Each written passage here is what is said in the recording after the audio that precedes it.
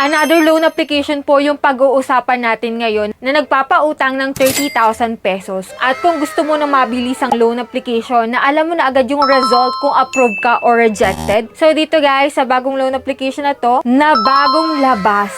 Yes, ang pangalan nito is si Peso Bridge. Under siya guys ng GGTLB Lending Corporation at may quick operation and extremely low interest. So, silipin natin guys kung anong meron sa bagong loan application na to para malaman natin kung okay ba siyang utangan lalo na sa mga first time na tulad natin. So, dito guys, happy Monday po sa inyong lahat guys. At today po yung ating announcement ng ating 5 lucky winners. So, road to 100,000 subscriber na po tayo. So, abang-abang kayo guys sa aking pag-GCash giveaway dyan. Pero ngayon guys, ito na po yung aking announcement ng lucky winners natin na matyagang nagko-comment at nagla-like ng aking mga video. So, thank you po sa inyong lahat guys. So, i-claim nyo po yung prizes nyo sa aking Gmail account. So, i-PM nyo lang po ako dyan. And for those na hindi pa nakakapag-claim, PM nyo na po ako sa aking Gmail account, no? So, yan guys, if ever man na gusto mong sumalin, nako, i-click mo lang yung subscribe button, i-turn on yung notification bell at syempre, i-like at mag-iwan ka ng comment dyan sa video natin. And rather last Monday of the month po, may isa po akong pinipili na mananalo sa aking pa-cellphone giveaway na pwede mo i-convert yun into cash. So yan guys, patuloy na tayo dito kay Peso Bridge na nagpapaloan daw po ng 30,000 pesos na may mabilis. Kasi nakalagay doon sa kanyang ads is quick operation and extremely low interest. So check natin guys kung low talaga at magkano ba yung pwede nating mautang dito. So if you're interested, keep watching.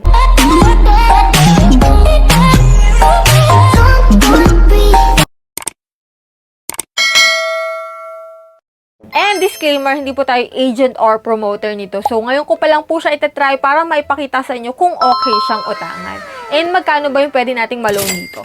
Ayan po, para po sa mga nagtatanong dyan kung saan pwedeng ma-download itong si Peso Bridge, ito po ay hindi available sa Google Play Store. As of now po, sa mga iOS phone users lamang po siya pwede, no? So, si Peso Bridge po pagka-download ko, ito po yung mga lumabas. Assist Live, simple operation, very convenient to use, convenient and fast, safe and efficient. So, malalaman natin dito kung mabilis ba talaga siyang mag-approve or mag-reject, no? So, kanina sa ads niya, 30,000 po yung maximum loan amount. So, dito guys, pagka-install ko, naging 80,000. At makikita mo na agad dito no, yung dati niyang pangalan. So, ito pong si Peso Bridge is si Star Loan, kung makikita mo dyan. Kaya kung nagtataka ka dyan, kung ikaw ay may account na dito at hindi ka na nag-fill up ng kung ano-ano, ibig sabihin, nag-reflect yung dati mong account kay Starloan dito kay Peso Bridge. Ayan, nagpalit lang pala itong si Starloan at naging si Peso Bridge na ngayon. Check pa rin natin. So, apply now. Itong yung mga lumabas dyan. Siyempre, login ka using active mobile number, no? And then, dito guys, naging 20,000 na po yung pwede niyang ipaloan sa atin. Goods na yung 20,000 if ever man na totoo at legit, no? So, click natin yung apply. Kung makikita mo dyan, failed na agad. Ibig sabihin, hindi ako na-approve nung unang try ko kay Starloan. So, nag-try po ako ng ibang number. Gumana naman guys, nakapag-login naman po ako. At ito po yung mga fill upan ko dito. Nakalagay na po dito guys na 7 day lang po yung kanyang loan term. So dito pa lang guys, malalaman mo na kung go ka pa rin mag-loan dito kay Starloan na ngayon po ang pangalan na is si Peso Bridge. Pero kung go ka pa rin guys, ito yung mga fill upan mo like identity information, ito po yung mga ID na pwede, pili ka lang dyan ng isa.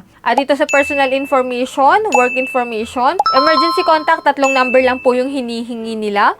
Make sure nyo pa rin kung sino yung mga yan at active yung ilalagay mo kasi maaari po nila yung tawagan or i-text, no? Then dito guys sa e-wallet, pwede po sa GCash, Paymaya, Coins, GrabPay, Shopee, and OmniPay. Kapag wala ka namang e-wallet, pwede po sa any bank account. And then, hindi na siya 20,000 guys. After mo ma-fill upan, naging 2,000 na lang po. Pero hindi ko naman po sinasabi na same tayo nang ma-approve dito na loan amount na 2,000 lang. Then, 2,007 days, check natin yung apply. And dito nga po yung kanyang loan details. 2,000 po, hindi mo siya buong marireceive. 1,200 na lang po yung marireceive mo. At yung 800 po is napunta sa processing fee na 667 pesos, interest fee na 13 pesos, service fee na 120 pesos. And after 7 days, magbabayad ka po ng 2,000 pesos kahit 1,200 lang po yung na-receive mo. Still, same pa rin sila ng patakaran ni Star Loans, same pa rin sila ng services kasi nung nag-apply ako kay Star Loan guys, same po na 2,000 rin lang po yung na-approve sa akin na loan amount. And dito guys, wala namang pagbabago, same lang,